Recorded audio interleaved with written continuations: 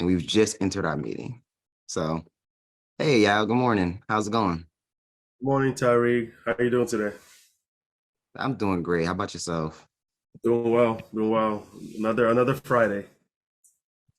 Right. I know. Well, since it is Friday, I want to make sure that, we can keep this conversation a little lean, so that it doesn't feel like an in-depth interview for you. But I would love to get some context about some of the problems that we're looking to solve, as well as what we're trying to accomplish with this research based on the business case that you've created. I see it. So I sent you that business case last week, and we had a few conversations around that. But I guess here we can go a little deeper. Um, the background on this is so when you came in as a UX researcher, we're already trying to solve a problem that we seen a long time ago. We know that it's hard to connect event organizers and speakers, and then speakers to connect to the right events. And we've tried to solve that in different ways. We've done social media. We've kind of built we're trying to go through LinkedIn. We built communities, but nothing is really catching. We realize that we need a platform that really makes this communication easier. We think we need a marketplace. So this is where you come in. How do what do we do first? What can we do that are going to help our teams build the MVP? Okay, that's great context.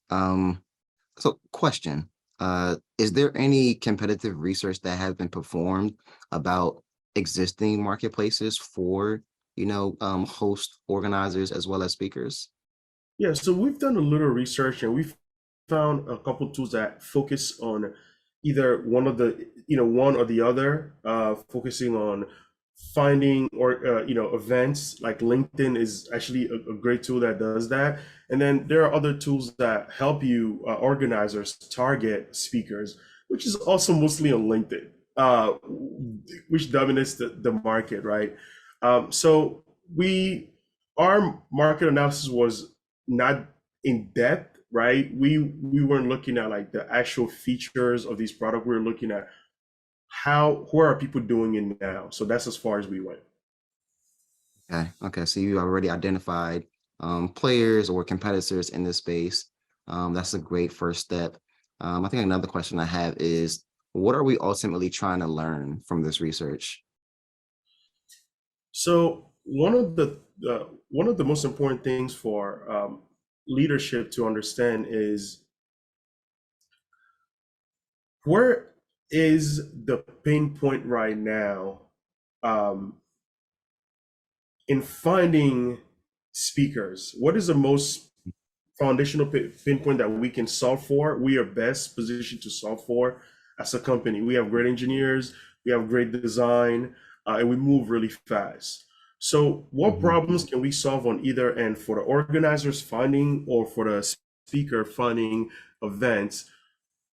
Where can we go in and build an MVP and solve for? So we know in general that we need to build a platform. Is that actually true? We haven't validated those ideas. So, what is a pain point on either end? The main pain point that we can solve for. That's what we're really looking to you for. Okay, so it sounds like this is sort of like in the scope of discovery research, but more so focused on feasible decision-making decisions that can be implemented. Is that safe to say? Yes, absolutely. Because yeah, we are going towards building an MVP in the first quarter of 23. Okay, cool. And you also mentioned leadership. Is there anyone else in the organization that we should be including in this work? Yeah, absolutely. So I am just the head of product. There's the head of marketing, head of community that you may want to talk to, and also our PMs and engineers. I have been building kind of these ad hoc tools in different places, doing experiments. So I suggest you talk to all of those people. We're a very small and lean organization. There's only 6 people here. So I think getting everyone's perspective will help you as well. Okay. Is there an expected timeline to have the research complete? I know you mentioned that you're looking to build an MVP in Q1, I believe, of 2023. But from Yes. a research perspective, is there an ideal timeline to have the work complete?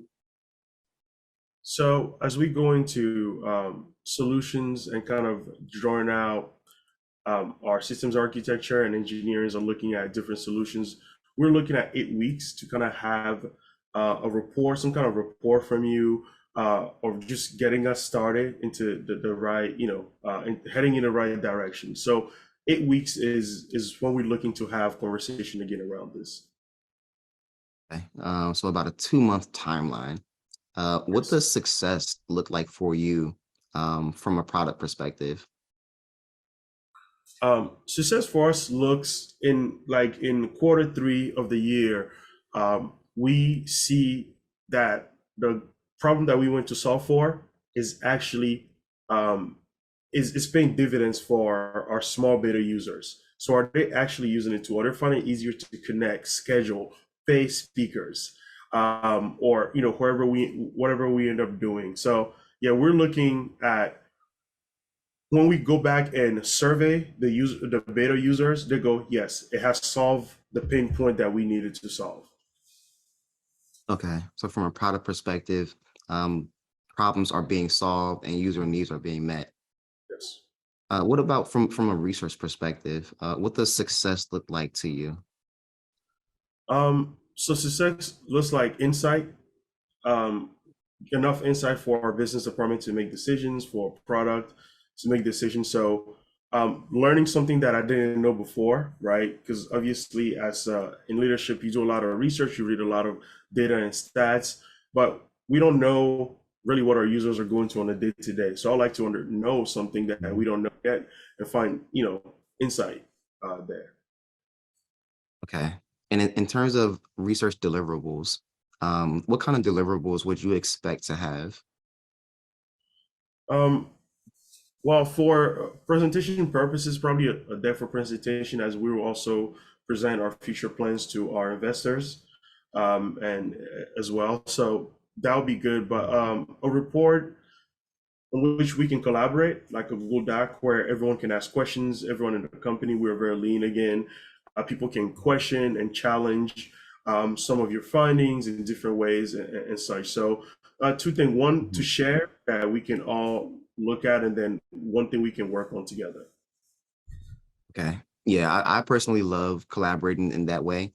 I think transparency is definitely the way to go because this is a learning process. I'm going to be learning as we all learn. And I think, getting feedback, being able to get challenged or ask for more detailed information based on some of the insights that I uncover is a great way to collaborate cross-functionally. So I can definitely share those insights and those documents and give everybody early access, right? So rather than waiting for a final finished artifact, you all will be able to have access to everything from the initial draft. Thank you. That'll be much appreciated. Oh yeah, no problem. In terms of the audiences that we're looking to capture these insights from, who do you think the primary audience should be that we should speak to first? Great question. So our data and our industry study tells us that we want to focus on hybrid events in the technology. This is where there's a lot of movement right now. Crypto, AI, events that are teaching, webinars, kind of like these ones. This is where we really want to focus. So we want to focus on online hybrid events in technology. We think this is the first place to actually grow and to get traction for a product. Okay. Is there a secondary audience that we should sort of call out and investigate to speak to also? Uh, yeah, a secondary audience that we thought of are also schools and organizations that are teaching online and such, but they didn't come up as the most in need for something like this. Schools have established connections and can always get speakers in when needed. But when you're a startup or you're starting your podcast and you're trying to find speakers, it can be a little more daunting. Okay. Um, All right. So just kind of hearing that kind of leads me to my next question, which is, are there any assumptions or hypotheses that, we can sort of explicitly state, or things that we might want to learn from? And I think that that might be one, if that's sort of safe to say, that schools are a little bit more well established for hosting online webinars and events than hosts who are like podcasts or entrepreneurs. So maybe that's one that we could sort of note as a hypothesis Yeah, or an assumption. absolutely, absolutely. Yeah, I'd love Okay. to hear where that goes. Okay. Are there any more assumptions or hypotheses that we sort of want to lay out while we had this conversation going? Um,